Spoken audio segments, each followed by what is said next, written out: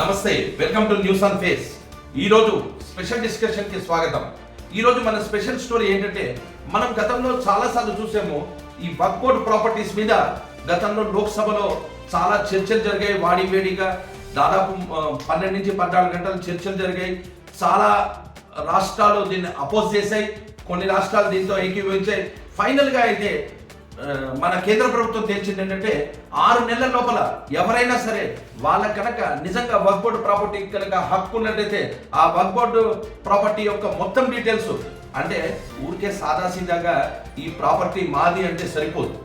ఎట్టి పరిస్థితుల్లో ఈ వక్ఫ్ బోర్డు ప్రాపర్టీకి సంబంధించి ఆ ప్రాపర్టీ ఎలా వచ్చింది, ఏ విధంగా వచ్చింది, దాని లింక్ డాక్యుమెంట్స్ ఏంటి, ఇవన్నీ కూడా మన వక్ఫ్ బోర్డు ప్రాపర్టీస్ ఎవరికైతే ఆ వక్ఫ్ బోర్డు వాళ్ళు క్లెయిమ్ చేస్తున్నారో వాళ్ళు ఉమీద్ పోర్టల్లో అప్లోడ్ చేయాలని కేంద్ర ప్రభుత్వం డెడ్ లైన్ విధించడం జరిగింది. ఇది అందరికీ తెలిసే ఉండొచ్చు.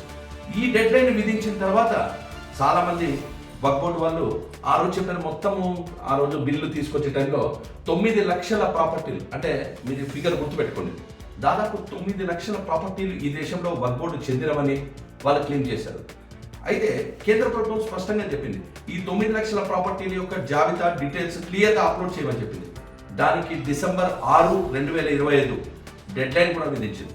కానీ మనకు ఆశ్చర్యకరమైన విషయం ఏంటంటే, కేవలం 30% మాత్రమే మా దగ్గర డాక్యుమెంట్స్ ఉన్నాయని, 30% మాత్రమే, కొన్ని రాష్ట్రాల్లో అయితే అవి తక్కువ ఉన్నాయి, 30% మాత్రమే డాక్యుమెంట్స్ ఉన్నాయని చెప్పి వాళ్ళు హడావిడిగా అప్లోడ్ చేయడం జరిగింది. అంటే కొన్ని రాష్ట్రాల్లో దాదాపు ఇప్పుడు సపోజ్ ఉత్తరప్రదేశ్లో 92,000 డాక్యుమెంట్స్, ఇట్లా మొత్తం ఎన్ని చేసినా కూడా ఈ 9 లక్షలు ఏవైతే అన్నారో అవి ఎట్టి పరిస్థితుల్లో వాళ్ళు అప్లోడ్ చేయలేదు. సో ఇప్పుడు ఆల్రెడీ ఈ వక్ఫ్ బోర్డు వాళ్ళు మాకు మరింత సమయం కావాలి, ఈ డాక్యుమెంట్స్ అన్ని మేము ప్రూవ్ చేయాలంటే మరింత సమయం కావాలని సుప్రీంకోర్టుని కూడా ఆశ్రయించడం జరిగింది. సుప్రీంకోర్టు కూడా తిరస్కరించింది. ఏమని, ఈ వక్ఫ్ బోర్డు ప్రాపర్టీస్ మీరు కేంద్ర ప్రభుత్వం ఏ విధంగా అయితే బిల్ చెప్పిందో ఆ విధంగానే అప్లోడ్ చేయాలి. దాన్ని సుప్రీంకోర్టు కూడా, అత్యున్నత న్యాయస్థానం కూడా తిరస్కరించడం జరిగింది. ఇప్పుడు మరి చూడాలి, అంటే మీరు అందరూ అనొచ్చు, ఇవన్నీ చెప్తున్నారు దేశం గురించి, మాకేంటి అసలు, ఫస్ట్ మా తెలుగు రాష్ట్రాల గురించి చెప్పాలి కదా, మా తెలంగాణ గురించి చెప్పండి అంటారు, లేదా మన ఆంధ్రప్రదేశ్, తెలంగాణ. అయితే ఈ తెలంగాణలో మీరు ఉమీద్ పోర్టల్లో చూసుకున్నట్లయితే 46,000 డాక్యుమెంట్స్ అప్లోడ్ చేశారు. అది వాళ్ళు క్లెయిమ్ చేసినట్టుగా ఉన్నట్టు కాదు, 46,000. దాంట్లో కేవలం 4,000 డాక్యుమెంట్స్ మాత్రమే అప్రూవ్ అయ్యాయి, అంటే దాదాపు 10%.